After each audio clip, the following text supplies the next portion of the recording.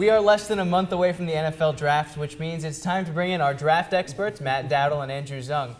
Over the next few weeks, we'll be breaking down the key positions heading into draft day. So today, we're starting things off with the quarterbacks, guys. Let's start things off here. Your top 5 quarterbacks for the draft, Andrew. My top quarterback's Teddy Bridgewater. I think he's going to be the most NFL-ready quarterback. My second one's Johnny Manziel. He's a playmaker, and that's something you're born with. You can't be taught that. My third's the small-time quarterback, Jimmy Garoppolo. Not a lot of people know about him, but he has great mechanics. My fourth quarterback's Blake Bortles, the guy that NFL teams are drooling over because of his size. And then my fifth quarterback is the 2-time BCS winner, A.J. McCarron.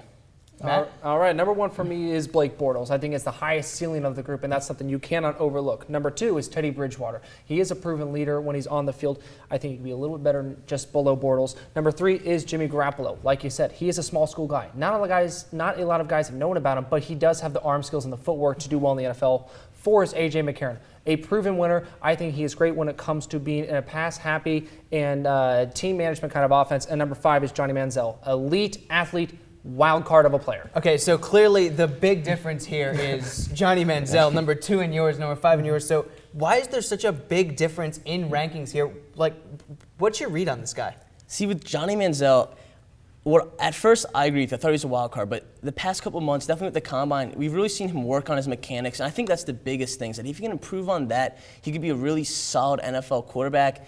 And looking at some of his game tape, once in a while, he will try to force a throw, but some of the throws he gets off, he has a better arm than we give him credit for. He's definitely more accurate. I agree with the arm. I think he has improved his mechanics. I think he can throw it far, he can throw it short, he can make the throws. But the problem is his mental mindset. And even if he matures, which I think he will, he seems to be growing into that. His pro day showed that. He tried to make a good image for himself. The problem I have with him is, and being a wild card, he chooses to run. I think a year from now, I won't be surprised if that man has a torn ACL and is following the steps of Michael Vick, Robert Griffin, injured all the time. The big problem here is with that running style, he's only 6 feet tall. He's not built to take hits like a Cam Newton might be taking. The improv skills, though, I don't know if there are going to be a lot of teams in the NFL that can pass that up. Now, let's move on to the other guys. Blake Bortles versus Teddy Bridgewater. You guys have as your number 1 guys.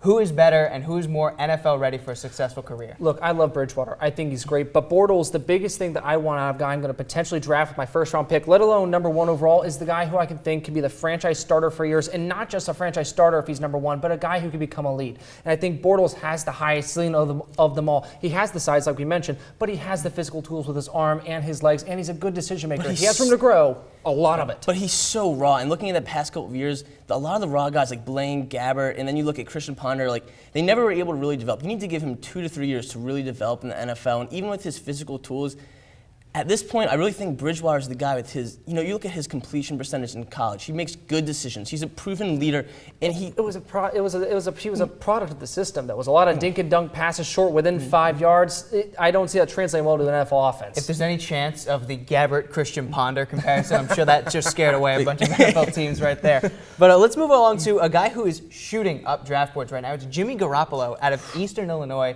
People are raving about this guy and his quick release. What is making him shoot up these draft boards, and how high is he going to get?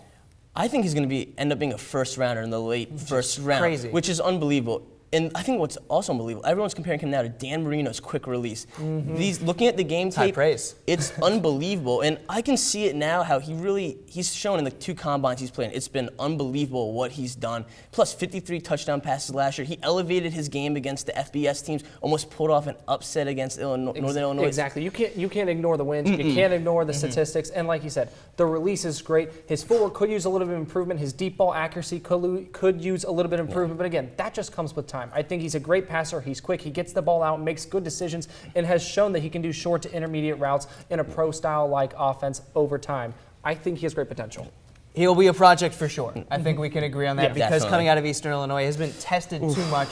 But a guy who has been tested in a big-time environment here is A.J. McCarron, 2-time BCS champion, in your top 5s, both of you. How much is his value projected because of Alabama's success and how good of a team Alabama is? A lot. I mean, he's had a phenomenal line, great running backs, decent receivers, and a winning record throughout his time in college. But as much as you can take that against him, it also pushes him forward. He's a proven winner, and I don't think he's going to be some guy like a Russell Wilson who's also going to be a really elite difference maker. What I can't see out of him is a future Alex Smith, a great game manager who, given the right system, he needs the right system, but give him the right one with some talent around him, he will know how to run it and make it all work together. He's not an individual who will carry the team. He'll bring it together, which is so important in the NFL. Yeah.